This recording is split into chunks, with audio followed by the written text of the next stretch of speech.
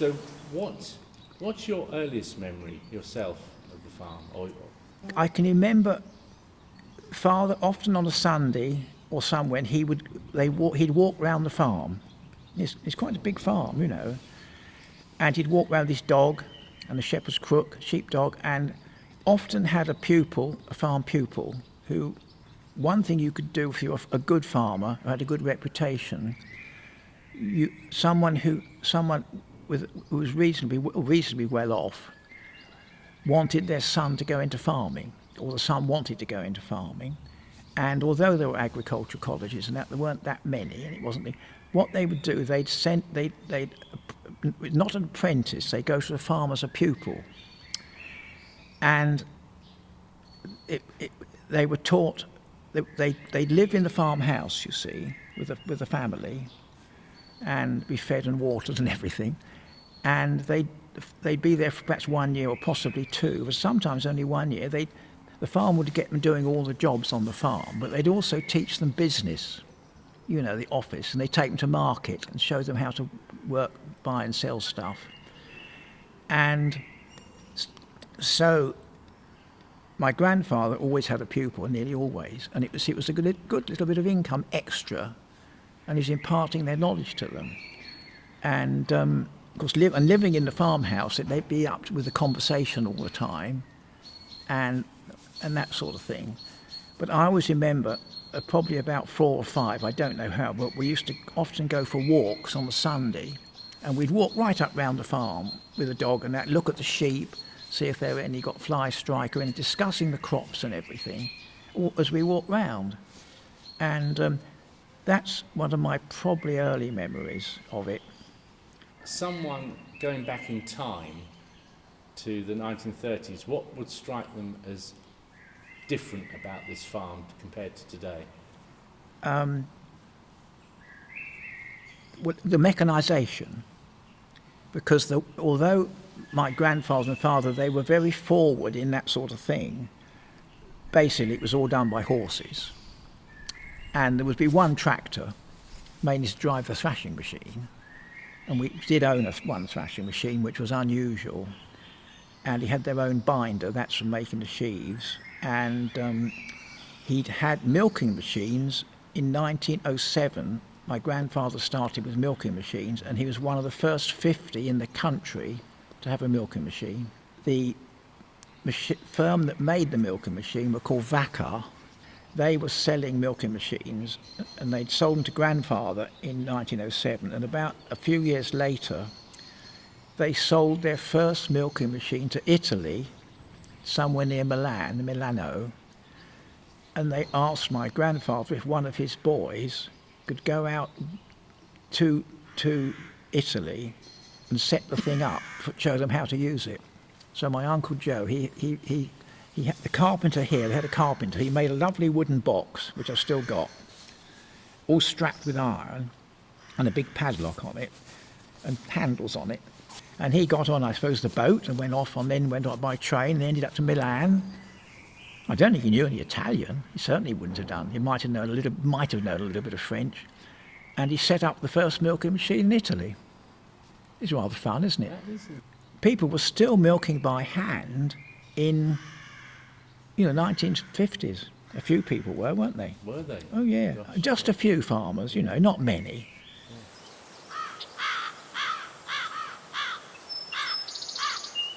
And we've still got sheep, but the breed is different. So you'd notice the difference in the breed, because they were little South Downs. Now they're a clean cross Texel.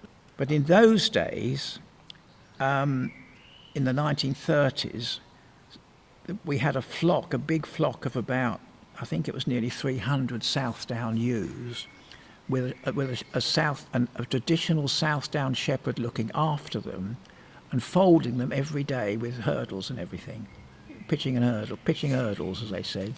And they were moved each day. They spent all their time on the arable land, and it was a break crop for the arable crops, because they'd be like on forage rape, mustard, sainfoin, red clover, tares and vetches and all that sort of thing. There was a whole, which I've got actually, that all written out. But he, as I said, his father was called Walter Wooler, and he was a shepherd. He's mentioned in the books on Sussex shepherds. Oh, Berkeley Wills. Yes, he's mentioned in that. There's a lovely photograph of him, and he's quoted. And I think some of his equipment is in Worthing Museum. Well, I know it is, because Berkeley Wills says it was there. But it was his son Fred, who was born in the 1880s, I think, and he died. He came here in 1926 or 7, and he retired in about 1958, and he lived until into the 60s, and he died on the farm here, so he was here for a nice long time. Now, he was a very interesting man because his wife was also a shepherd's daughter, but he had an enormous amount of knowledge, which these old shepherds did. He was particularly intelligent, and his wife, and he taught me an enormous amount, because if he got your confidence, he'd tell you all sorts of things which you could never learn from a university or college or books or even your father and mother, because it was a different experience. And to me, that was absolutely valuable, because you see, it's not unlike an intelligent man who's on the farm every day, sees everything growing. They're going to work all sorts of things out, aren't they? You know, it's like a good scientist, isn't it? And he'd say to me, sometimes he'd walk up out in the field with an enormous great umbrella, and all the other farm staff would laugh at him. What's the matter, Fred? It's going to rain. Of course, it's not going to rain. But he always, then when there was a thunderstorm, they'd realise, wouldn't they? And you see, he studied the clouds. If I gave him a book on the clouds, he'd say, oh yeah, I know all that, boy. You know, because, you know, he'd look at the different clouds and they'd talked it over generations, and that cloud means this and that means that. That's amazing. He wasn't as good as a modern forecaster because he hadn't got the big maps, had he? But he was good. And the other thing he knew, of course, was how to grow a crop, because the farmer was growing crops for his sheep. If he didn't grow them right, his sheep didn't do, did they? And that was not very good. So the good shepherds wanted to go to a good farmer, and they were not happy if the farm changed hands and they got a not such a good farmer, because he often knew more about growing the crops than some of they did. They did, yeah. And of course, and the very good ones would listen to him and take it into account. And my education as a young farmer was helped by him and other people who worked on the farm for years. If they got your confidence, they'd tell you stuff, you see. If they thought you were big-headed, they wouldn't tell you a thing. They let you drop right in it. After the war, the system changed slightly because the Southdown flock went. Why was there a change from South Downs to other breeds? Well, because the folding was a nonsense. I mean, the amount of labour involved was ridiculous. We kept on longer than probably he would have done because the old shepherd did it. Do you know what I mean? And because before he retired, he changed from his South Downs to Clun Forest, which of course he didn't like. But I mean, you know, he realised that it was, you know. So why did you have to fold South Downs but not the other? Well, you didn't have to. No. You didn't have to. It was just always had been done. And was that originally to protect them? No. The folding was no. See, this is another interesting story. The way you could grow on the South Downs on chalk, basically poor ground. It's lacking in nutrients. If you've got brick earth or grade 1 land along the south coast, which runs along from Hove right through to Chichester, most of it's all built on now. Beautiful soil, you know, 30, 40 feet deep. Grow anything, you know. Whereas the chalk downland was in those days just thought to be mostly sort of rubbish, you know. Well, it was thin soil over chalk, very low in potassium, very low in phosphorus, which the other ground would probably have more. So it didn't really grow very good crops. But if you wanted to grow wheat, a good crop of wheat, or anything crop, if you had about a third of your farm or quarter into arable rotation, and the other 3/4 or half was open downland, and the sheep grazed on the open downland all day, and then at night they were brought back onto the arable land and shut in a fold. Well, what they do at night, they dung and urine, don't they? More than during the day. So if you fold them at night, so what you're doing in the dung and urine, in the urine it's very high in potassium. There's also quite a lot of phosphorus in it. So if you keep bringing that back, you're robbing Peter to pay Paul, aren't you?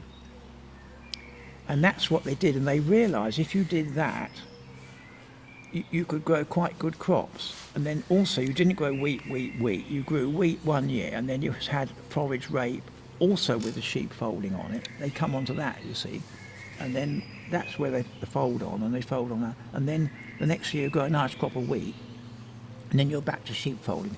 So you could grow some quite respectable crops because the potash was concentrated, wasn't it? And the nutrients and the nitrogen. It was a method which you could do without any modern fertilisers and grow some crops on poorer land. And it provided the sheep, and it grazed the ground, and that kept that down and lovely. But you were taking the nutrients off and dumping it on the arable. Now what changed was when fertilisers, potassium and phosphorus fertilisers came along, and you started putting those on, you see what I mean? So it became unnecessary to fold the sheep. By the First World War, a lot of them had gone. And by the Second World War, I mean, those sort of shepherds, I think there was one, I think probably us, possibly the Tuppers at Bignor, and possibly the Craigs at Ringmer or something, you know, there were very few. And that was the end of the traditional shepherd, South Down shepherd. Some of the pedigree flocks that have a shepherd when they were selling rams, you know, like the Langbeats had a lot of pedigree, they were just selling rams basically. That was the job they were doing, which was rather different. They weren't commercial flocks in the way that most of them were. How many sheep are there here today compared to the highest point? I wouldn't think it's much different. Oh, not really. That's interesting. But generally, over the South Downs, there are less sheep. Well, they went, but by the end of the Second World War, they'd almost vanished. They have come back a lot. I haven't got the census figures will be around, but there's certainly more around than there were when we entered the European Union.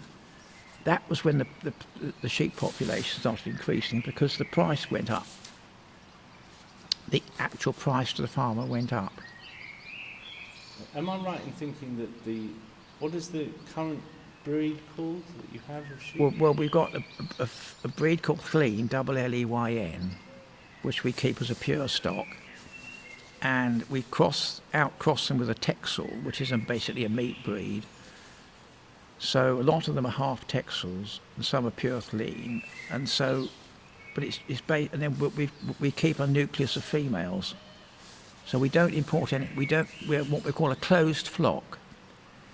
We don't buy any females in because that is very good for keeping disease free. We only buy males in, you see, which means when you buy male in, you can isolate it. You can give it all the drugs to make sure it hasn't got all this illness and. So it keeps things like foot rot and all these other things and other abortion, all sorts of diseases at bay if you go a closed flock. Am I right in thinking that these sheep have more lambs, that South Downs only had 1 or 2 lambs? Yes, South Downs, they got less prolific, which was unfortunate. And these breeds do have more lambs. That's partly why we go for them. And does anyone still farm South Downs? Yes, they do. I mean, there's quite a lot of flocks. They're mainly, not being rude about them, but it's sort of what I call semi-hobby flocks. People who've got them because they just having a flock of sheep and enjoy it, and enjoy, you know, showing and all that sort of thing. And they are sold quite a bit, the rams, for particularly putting on what we call tegs, that when the lamb ewe has the first lamb, use a southdown on it, because it's a small lamb, they lamb easier, you see. So they use quite a lot for that. I mean, they have their purpose, but it's just unfortunate, really, that they're not so prolific. It was John Ellman, wasn't it, who developed the South Downs? Yes, well, he was at Blind, wasn't he? Yes, and he's sort of so-called improved. And if you look at what he started with and what he finished with, they don't look like the modern Southdown. Oh. They're not that different from what we've got, funnily enough. My sort of made-up flock. You with me? Yeah, no. I mean, they're bigger sheep, but you know, because you see, he said, John Hill, they were slightly mousy-coloured face, but he said they didn't have any wool above the front of the eyes, and they didn't have any wool on their hocks here. Well, you see, you don't want wool here because it's got hair in it.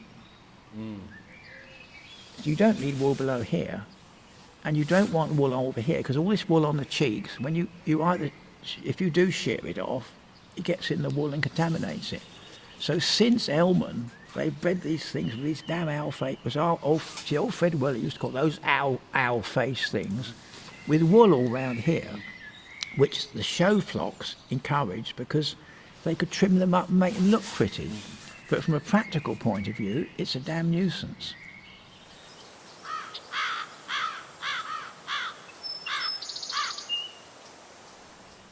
And we had another old man called Horace Patterson. He had a wonderful voice. When we had harvest supper, he'd sing, and he had all this from memory.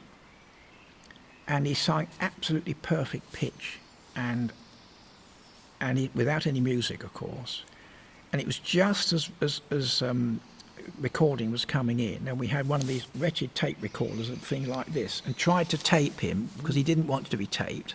And unfortunately, it didn't come out very well, like we hope this does. Have you still got that recording? I don't think we have.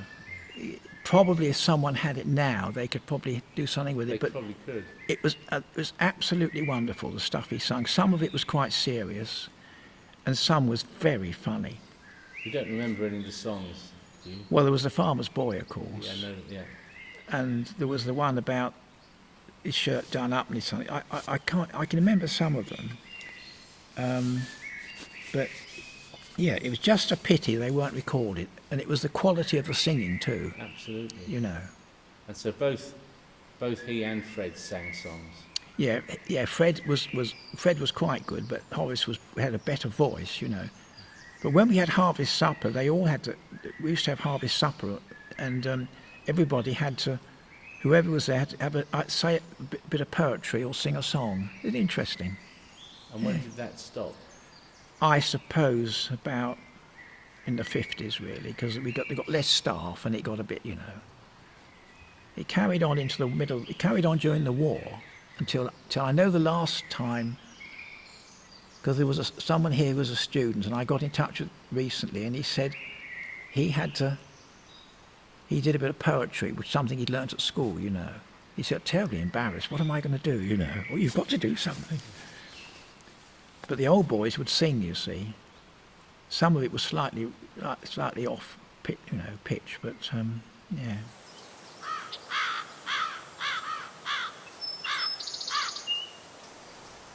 Well, I can remember the actual 1939, the 3rd of September, the broadcast, because Father had a wireless in those days. They called it a wireless, and it had a 2-volt battery which you had to get charged up every week, and a big aerial went right across the garden onto a pole, and there was an earth going into the garden, you know. Anyway, but Father sent us all out the room because he got to listen to this very important announcement by Chamberlain.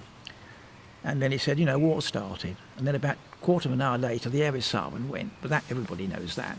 And of course, they thought it was a German bomber, but it was some civil aircraft, wasn't it, that hadn't been spotted. And they thought it, anyway. So I remember that. Well, then it all went fairly quiet. And then the evacuees were coming down from London. They started going round and scheduling every house to see if you've got any spare rooms, and if there was, if you got a spare room, you had to have an evacuee. That was the first thing I remember. And then, How did that work out? well, it was quite funny because my mother, she was a very nice lady and she didn't do anything, but they came to the house, you see, and the big house, and they looked at all the rooms. Well, of course, there was myself, there were 3 of our boys and 3 girls, you see, 3 older sisters. Well, and then there was a student in the house as well, and there's mother and father, and I think there was... Anyway, it turned out that we'd got 1 spare room. And I think it was because we'd had a student in there, pupil in there, and he got called up. He got called up on the 1st of September. He was just that age group that got called up, you see. He was called Christopher Hunt. And anyway, so they came round and they said, you got 1 room. They looked round the house, you see, and they said, that room, that room, that room. And then we were living up in an attic, one of my brothers, right up in an attic room. And of course, it was just the ceiling. There was no ceiling, it was boarded to the eaves. So the official came in and said, no, this is not suitable for evacuees, it's not safe. So my mother said, well, if it's not safe for the evacuees, it's not safe for my boys. They will have to move into this other room. So we never had an evacuee. Oh, okay. Well, she said, if it's not safe for them, it's not safe for my boys. I'm moving them in, so we did. And it ended up as our playroom. But just a little amusing incident, isn't it? Yeah.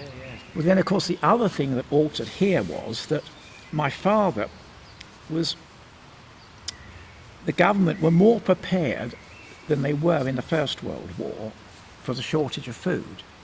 Because at the end of the First World War, in about 1917, as you will know, there was a period when there was only, I think, 3 months of supply of wheat, wasn't there, for bread. And that was very serious. Yeah, I think it's the spring of 1918. Yes, yeah, and it was very. And anyway, so, but so in the just before that, things were getting difficult. So, the government set up war agricultural executive committees, which were set up in each county to go round and schedule all the farms, and trying to get them all to grow extra wheat, which they did. They also hiked the price up, which also helps get things growing. So by the 1918 harvest, luckily they had a very good one. The weather helped and saved the situation, but it was very serious. But this thing, the War Agricultural Committees, was set up in the First World War before the Second World War started, and they realised it was one of the preparations they did before, I think you'll find in 1939, before the declaration they set up War Agricultural Executive Committees again, which they'd got the pattern for from the First World War.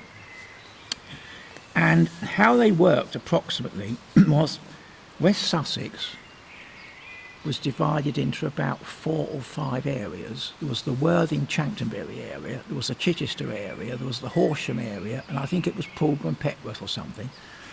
So there were about 4 or 5 areas, and they had district committees. But the committees were set up of local farmers who were appointed. They were appointed by the county council or whoever it was. And my grandfather was on the one in the First World War, and my father was appointed on the Second World War.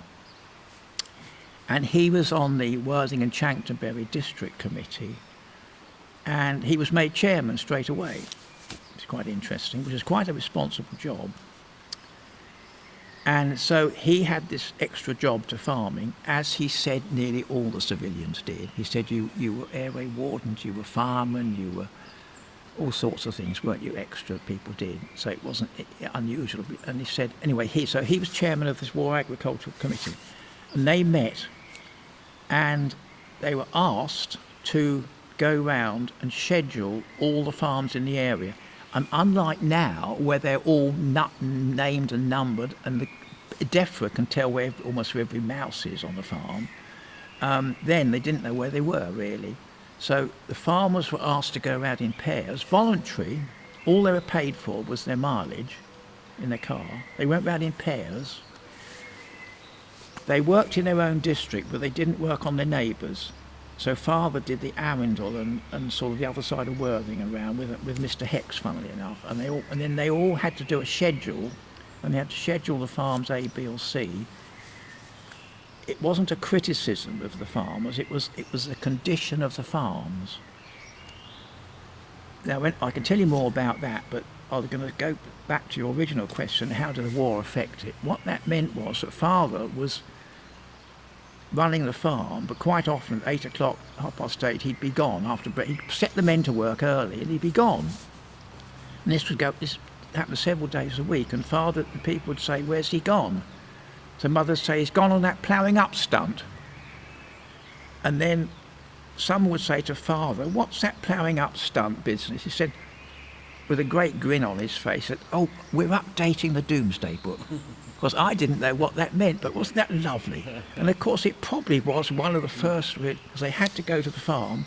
How many people work there? How many acres of wheat? How many cows have you got? How many men should you have? How many men, have you got enough men? And most of them were short, you see.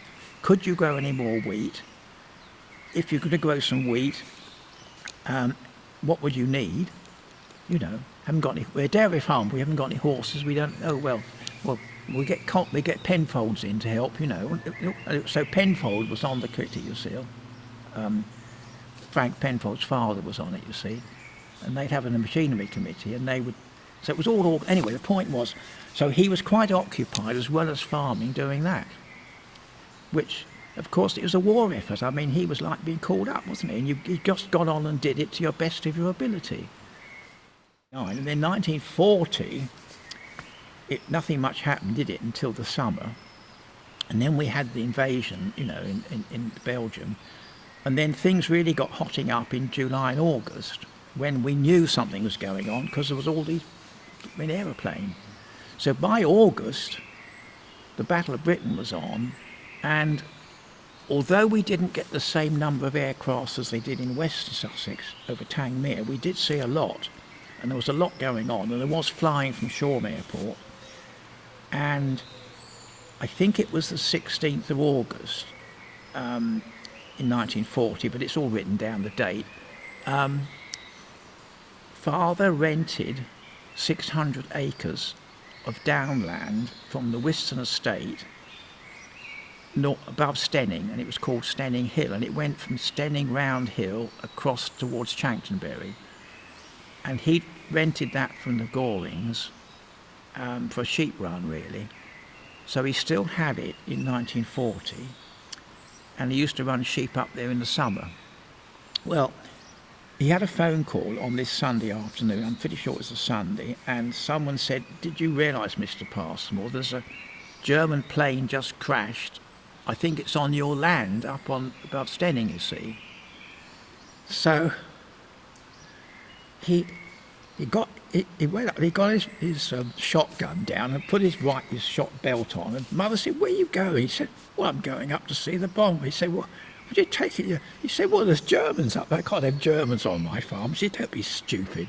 Anyway, he did. He went off up there in his little old car, and went up the Stenning Bostel, which then was all like this, that wasn't made up at all. That was really rough, going up that Bostel. He went up there, because when he got up there, the army and half of Stenning, everybody was up there. There was this plane, Heinkel, which had crashed, up by Maudling Barn, which isn't there anymore. And of course, I think some of the poor chaps got killed, but because the crash landed, and so I can remember all that going on. And then in August and September, there was always a lot of the dog fights were very high up. And I can remember with my younger brother, he's 3 years younger than me, and we were, watching these things, and he's saying, "Oh, they're going to get that one, they're going to get that one," like kids do, it's all sort of part of the fun, isn't it? So I remember all that going on. And then the other thing was, my mother used to have poultry in the fields, in a box. And there were 50 hens in a box.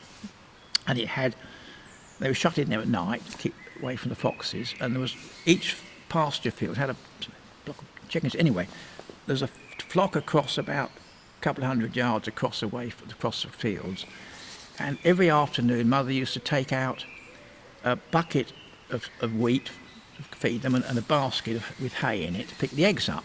And we were going out across the front meadow there, side meadow, and I'd be about 9 or something. My brother would be about, I don't know, about 6 or something. We were following across, and a German plane came up the valley, single one, and we thought it was machine gunning, but it was probably, looking back, it was probably being machine gunned at from Shoreham Airport. And anyway, Mother said, "You boys run home and get under the stairs." You know, because that was, we hadn't got an air raid shelter, and that was always reckoned to be the safest place. For if a house fell down, the bit that often stayed was the stair bit. So we ran back, went under the stairs.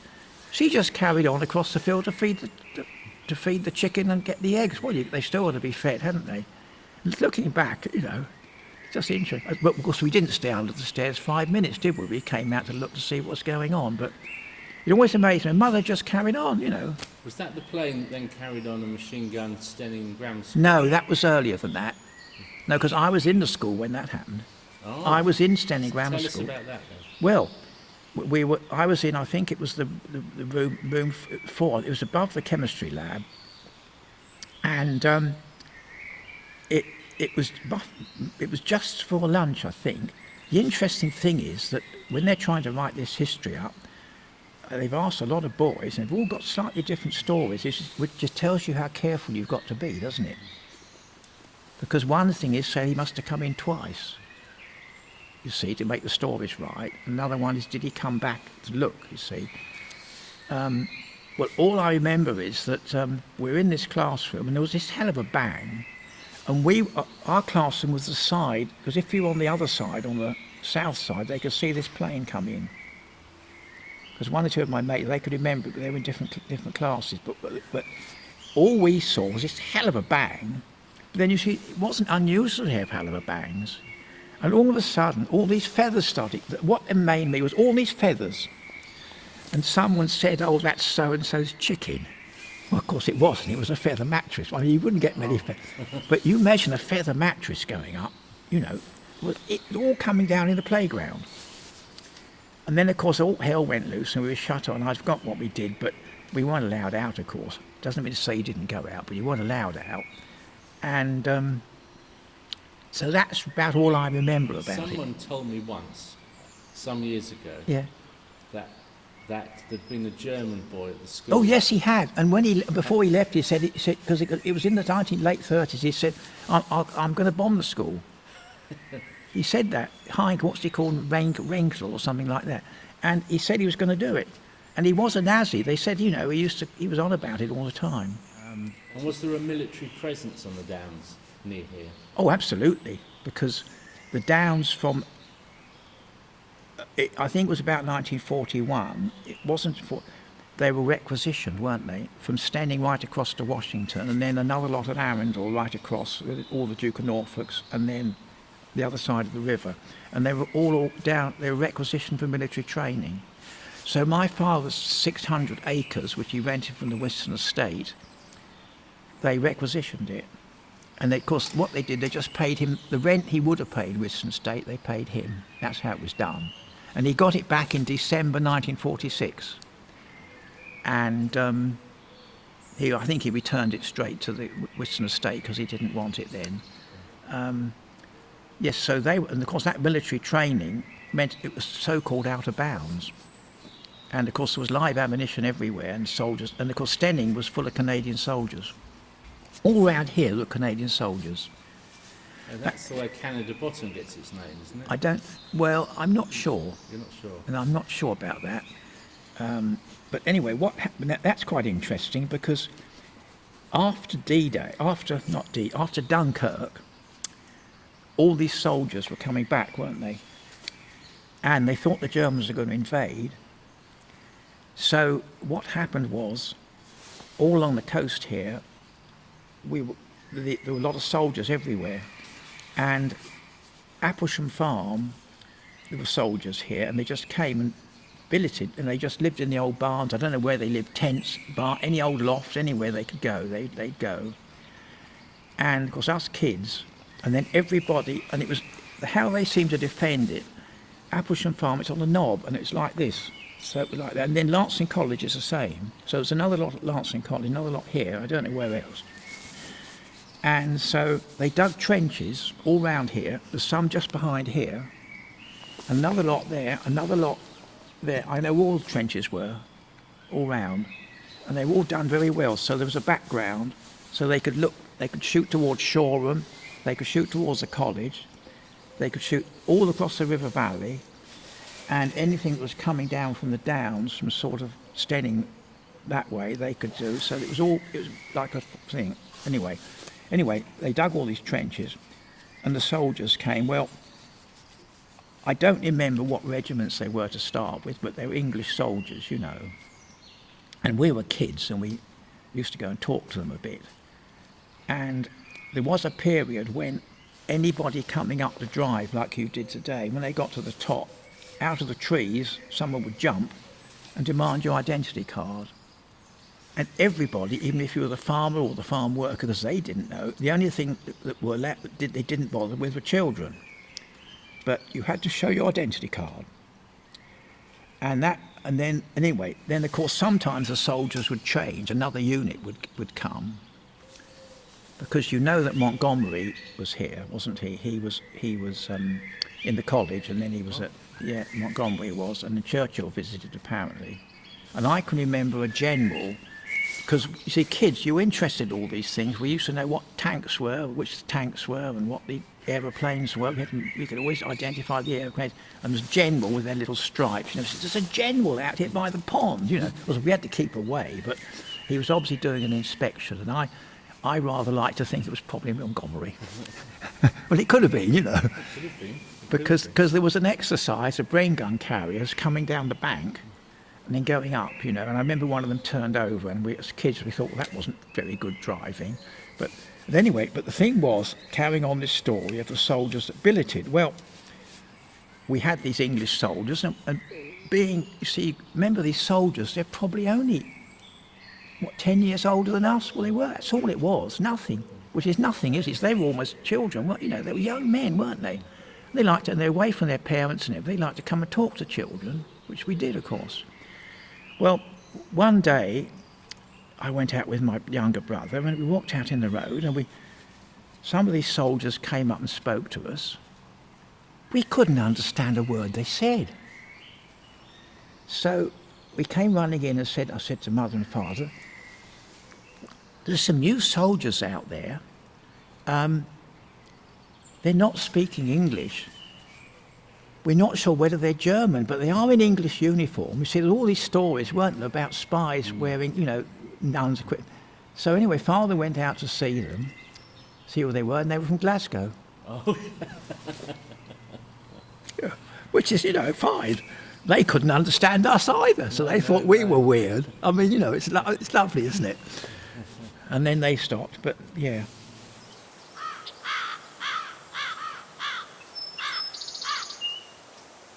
What do you remember about Haywicks and how they were made?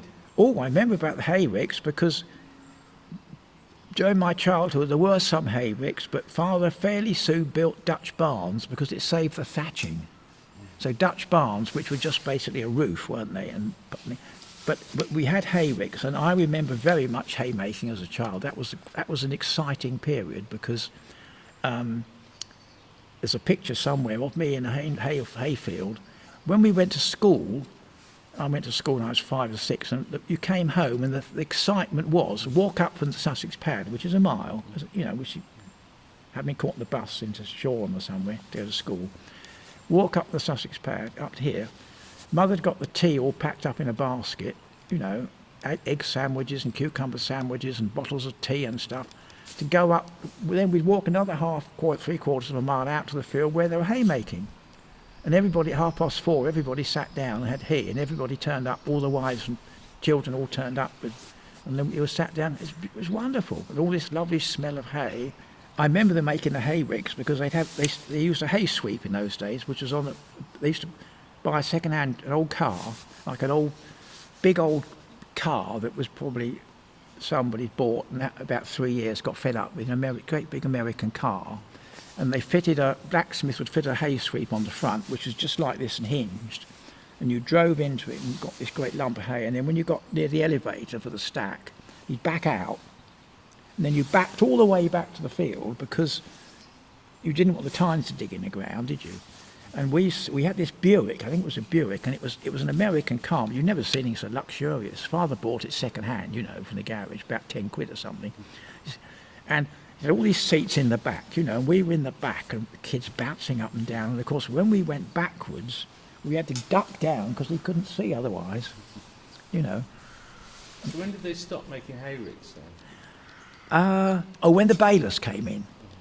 The first thing was you had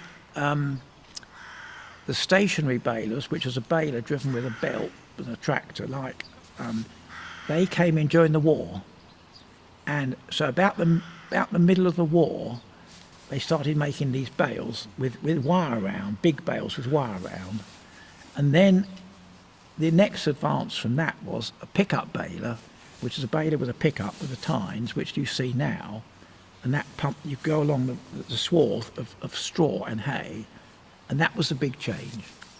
I mean, I do remember as a child going on Yes. holiday to the West Country in the Yes. 60s, and Yes. you still saw Hayricks then, Yes. but I think they disappeared quite soon You after. see, they bale it, and the other thing you do now, they bale it in this what they call haylage, which is you bale the straw, you bale it slightly damp, which normally would go rotten, wouldn't it? But you put plastic round it. You put net wrap round any plastic, and it pickles it. It's like a little, yeah. I was privileged because, you see, during the war, when I was in school holidays in the late 40s, I used to go and load the wagons, harvest the wagons with the sheaves on, with a horse pulling it, you know. And you'd be up on top of this great big wagon, picture in there actually of it all, and then they'd take it back in the yard and unload it in a stack, and the boy's job was to load the wagon. And if you didn't load it right and the sheaves fell off, you were not very popular. No. And on a farm like this, you see, when the fields are like this, and there's a track which comes like this, they're not level. You had to make the load top side heavy for the way, because if you came along the road and you built it straight, the damn thing slid off. So you had to get it the right way. Mind you, you only had them fall off once, because you were not popular. And then, in the summer of 1948, we had a binder, because when we bought the combine, your father didn't combine the whole lot at once. He did all the wheat with the combine, but still did the oats with the binder.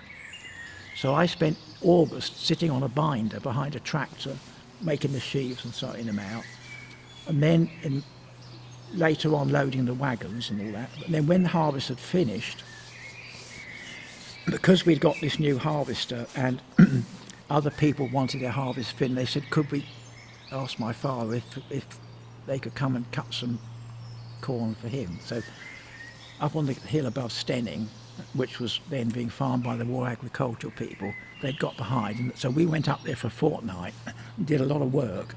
And Father said, you go along with your brother and learn to drive that thing. And that's what I did. So I had a summer doing the old system, which was loading the wagons and binding the corn, and then when August finished, changed to the new system. So I'm very fortunate because I can visualise the old system, because I've actually done it. There's just that changeover. If I'd been 2 years later, I wouldn't have seen it. You wouldn't have remembered that, no. And so how quickly did the farm get back to normal after the war? Well, it carried on. I mean, you can't say what was normal. I mean, we just carried on, didn't it? Well, what I'm thinking of particularly is that I know that during the Second World War, Yes. a lot of land was ploughed up that hadn't been ploughed previously. Oh, well, that's interesting. That's a very interesting topic, because that's one of my things which I'm quite interested in, because on this particular farm, there was a lot of ploughing up. But all the fields that were ploughed up extra had been ploughed before, and some of them hadn't been ploughed since the 1840s, Yeah, right. and some That's the hadn't been ploughed. depression. And if you look at the parish maps, it's not just hearsay and you know, it's actually there. If you look at the 1840 tithe map, there's a large area of the downland which in 1940 there was about 300 or 400 acres, which was all just grassland, the old downland. But most of that 80% of that had been ploughed before. And and the field like Cowbottom here, which is now all in back into permanent grass, that was ploughed in the 1840 tithe map, and it was ploughed again in the Second World War. We put it back to grass actually, but so on this farm there was nothing ploughed up which hadn't been ploughed before, quite interesting enough. Now that doesn't apply to everywhere, but that surprised a lot of people. Yeah, well, it was the two depressions that Yes. took land out of, That's right. of being ploughed. That's right. And what is interesting is that in the First World War, when they ploughed up one of the fields, and it came up, it hadn't been ploughed for certainly nearly 40 years. It came absolutely red with poppies. And another field came up yellow with charlock, because spring corn used to come mainly charlock, which the old people Sussex called kilk, come up full of kilk boy, or the other, particularly poppies in the winter, and that's an oil seed which lasts in the soil. What was? Poppies, poppy and charlock are oil-based seeds, and they live in the soil and still germinate after 30 or 40 years. Yeah. Whereas a grass seed probably only lasts 3 or 4, There was still quite a lot of crops, wheat and barley, which we've got now, and there aren't any oats. They used to grow a lot of oats, mainly for the horses and the animal feed, you see, but we don't grow those anymore.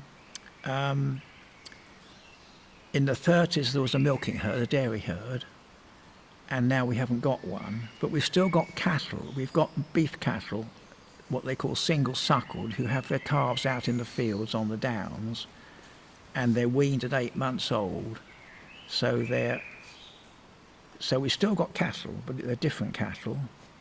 When I was 21, which was September 1952, my elder brother, who was here, got a job, because there were 3 of us boys, and Father always had the idea, you don't want to stay in a lump because you fall out. You know what I mean. Which is true, wasn't it? So, you've got to get on, we've got to get a farm for, which sounds, impossible, but, that's what's your aim in life. You've got to get your own patch, and you can do your own thing then. Which is, looking back, was very sensible, wasn't it? Well, my elder brother was offered a job to manage a farm at Washington for Charles Denman, who became Lord Denman, and because the farm had just come in hand, he had a tenant been there for years and years and years who just retired, and he thought he'd like to farm it himself. And he asked my father, could he? He said, well, you can. He said, if you do it properly. He said, what do you mean? He said, well, you want, some young man to get on and do it, and then somebody older to advise you how to farm. Because he said, Charles Denman said, well, I don't know anything about farming, but I'd rather like to do it, I've got a business. And so anyway, Father said, what he wants, a young man who's keen, use all his ideas, and then have an older man who make sure that he's, not going crazy with all these new ideas. So he said, would one of your sons like to be the manager? So Father's looked at Stan, he said, actually, that's a jolly good idea, isn't it? Because you can try out all your new ideas with someone else's money. In a joke, not... Anyway, he did. So that was September 1952, and Father said, tomorrow morning you can set the staff to work. So in other words, he made me foreman. At 21, he made me foreman, you see, which I tell you what, is a big thing, but it's brilliant. Because you learn that age, you make your mistakes, and you've got your back up with your family, haven't you, and your father. And that was one of the best things he ever did. I mean, it's scary as hell. You're putting men to work who are old enough to be a grandfather. My word, you pick up, you learn quickly. Or else you make a mess of it. And that comes me back to these old chaps on the farm who, when they realise, they're not stupid. It's in their interests for the farm to go well, isn't it? So, well, isn't it, obviously? And and I learnt a hell of a lot, but I made mistakes, like you do. Now, what interested me about that was looking at the 1911 census for this parish. My grandfather had 4 sons, and they were all just in their 20s. One of them, I'm afraid, was deaf, so he was still here, but my father was the youngest of the 4, not the oldest. He was 21, and on the census he was farm foreman. His father had made him foreman at 21, his youngest son. And then he did exactly the same. Well, I wasn't the youngest, I was the second youngest, but you know what I mean? Now, isn't that interesting? Yeah, yeah. Because he obviously realised how much advantage that is, because you've got to learn, you soak it all up, you see, and you make your bloomers, and he'd stop you making he'd let you make small mistakes on purpose, wouldn't he? You don't learn otherwise. But isn't that wonderful? That is such a privilege. And at that age, you're so much more able to learn, aren't you? Oh, you can soak it up, don't you? You know. We changed from, we had our first combine harvester in 1948. This is interesting because some farmers had got them up to then, other farmers, but father wouldn't have one because he said he didn't know enough about machinery, and he hadn't anybody got on the farm. It was confidence that would look after it properly. Soon as he knew my brother Stanley and I were coming home, he ordered a combine harvester. So the boys, they could sort it out. It's like now, you know, so you've got to run the farm on the latest computer system, and you know, how are you going to do it? Oh, the boys are coming home, right. Where were you coming home from? Well, school. Oh, the boarding school? Yeah, Standing Grammar School. I took my school certificate in 47, but I left in 48, that's right. In July 48, that's right.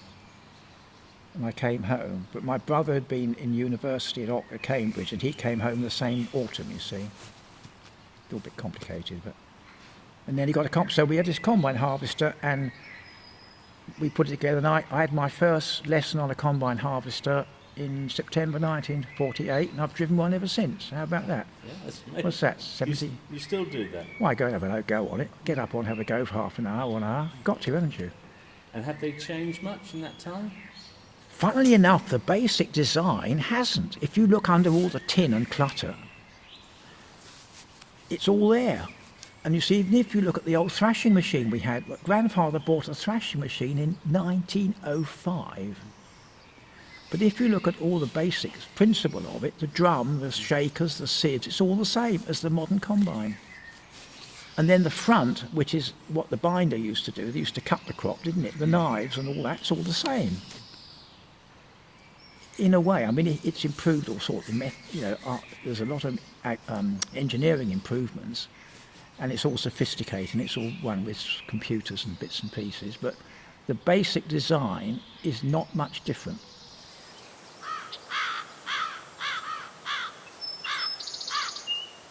Yeah, we've got families, yes, we've worked here a long time, yes, yeah. Still here, yes, yeah.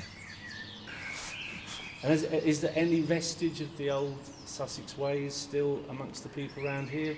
In the accents or...? I think it's nearly all gone, I'm Yeah. afraid. Yeah. I'm sorry, it's all sort of Brighton, London, isn't it? You know, but when you hear one, there's the odd person. It's just like music. Yes. We used to deal with an agricultural firm in Chichester for spare parts. We used to deal with a firm in Lewes, Harper and Eads, and we used to deal with Rose at Chichester and Good Rose, and there was Stenning, there was thing. But when I used to ring up Lewes up for spares in the 1950s, it was the local people, well, the storeman would answer, you see. When you rang up Chichester, the storeman would answer. And you might think I'm telling a fairy tale, but I could tell by the accent the difference between Chichester and Lewes. Oh, yeah. There's that slight intonation, slightly more Hampshire. Yeah. A bit more drawling West Sussex, wasn't Yeah, it? and then there was East Sussex, and more, I suppose Lewes is almost mid Sussex, isn't it? And that was slightly different again. But you could tell, Stenning, it's difficult because, you know, but people moved about, but it was very local. I gave a talk to the Petworth Society a few years ago, and we had a farm walk. It was lovely, all these old people from Petworth, and we went up on the hill, you see, and they said, what, and I was talking about the charlock, you see, and the cow parsley. And I got this colour slide. It was a talk out, and I got this colour, and it was charlock, and I said, this is kilk, you see. And I got cow parsley, this is keck, you see. And an old lady at the back, God, she said, never haven't heard those words for years and years and years, you know, kilk and keck. She was absolutely taken with it, you know. I was of course marvellous, wasn't I? But she was so lovely. She came out with this broad accent. Yeah. And she was delighted. She thought it was lovely to hear that.